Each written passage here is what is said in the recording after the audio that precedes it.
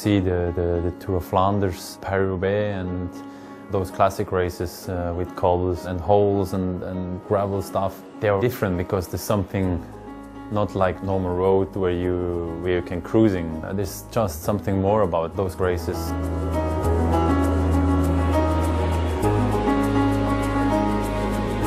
We've been working with Fabian Cancellara specifically on trying to develop technologies that helps him go faster.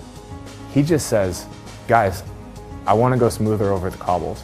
You know, I want to be able to ride longer, faster, harder, and I don't want to give anything up.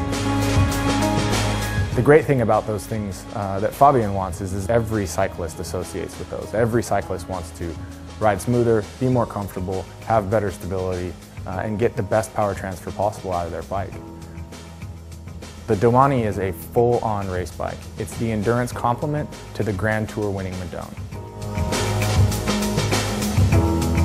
The TREK Domane is really three main technologies. Those technologies are ISO-speed, power transfer construction, and endurance geometry.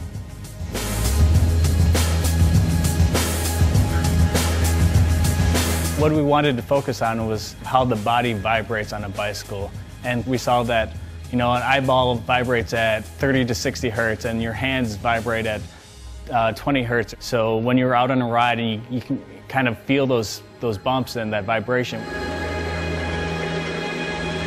ISO-speed is a way to take the energy that goes into a frame or into a bicycle at the axle and dissipate it without actually getting it straight into your body. We do that by allowing the seat tube to flex and also isolate the flex from the frame so you're not affecting any of the handling characteristics.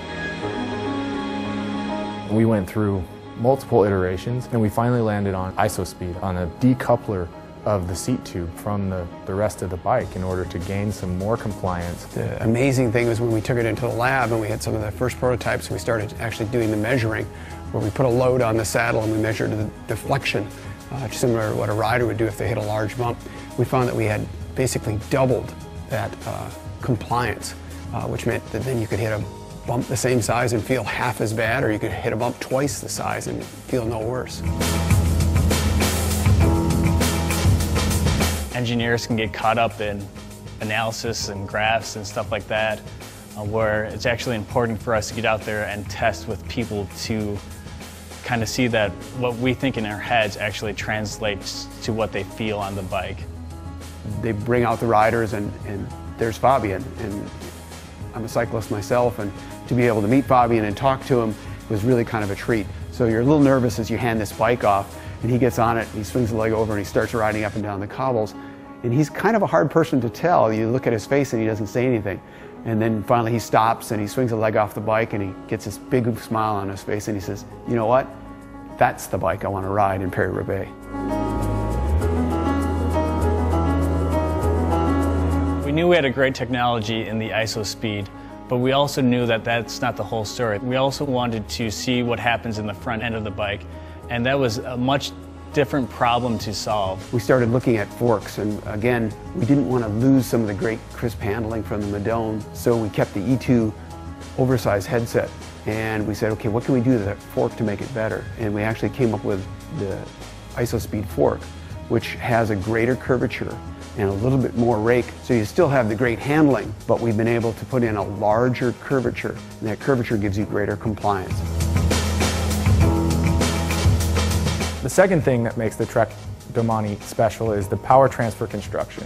We were able to leverage a lot of the ideas and concepts. We had the BB90, we had the E2 system. That's a culmination of a lot of technologies that make sure that every pedal stroke that you put into the bike goes directly to the road. The last thing that really makes the TREK Domane special is the all-new endurance geometry. Again, we didn't want to lose the great handling of a Madone, but we really wanted to make the bike even better. So when you're doing those 6-7 hour long epic rides, the bike wants to steer for you a little bit better. One of the things we did is we added a little bit of length to the chainstays. What this does is it makes the wheelbase a little bit longer, a little more stable. We accomplished some of the larger things that we wanted to accomplish, but we knew that developing a really great bike, we had to focus on the details. And that's where the 3S Chain Keeper was born. You know, we knew if we could keep the chain on in all conditions and really enhance that shifting, we could keep the rider from having a chain drop in that key moment that might cost them the win.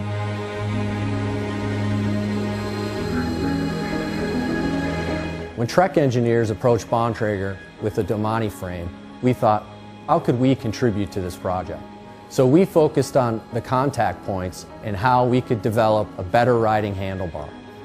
The IsoZone bar utilizes integrated pads in both the tops and the drops that help to maximize comfort, minimize that road vibration without growing the overall diameter of the bar.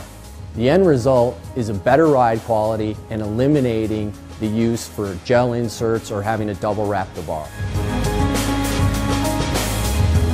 If we can produce a product that is so good that when Fabian says, I knew where I wanted to be and now I'm there, that experience for him is going to be 10 times better for the consumer.